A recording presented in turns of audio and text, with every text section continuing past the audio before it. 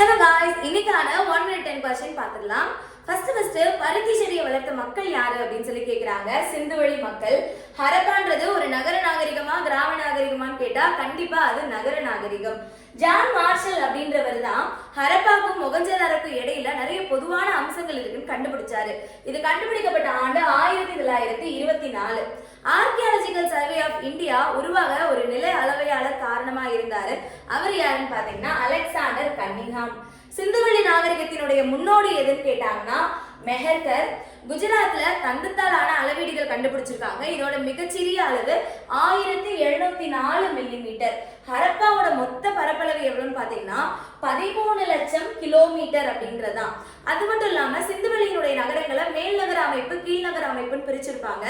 இது நகர நிர்வாகிகள் வாழ்ந்த அமைப்பு மேல்நகர அமைப்பு, சிந்துவெளி மக்கள் வாழ்ந்த அமைப்பு கீழ்நகர அமைப்பு அப்படின்றத தெரிஞ்சுக்கோங்க.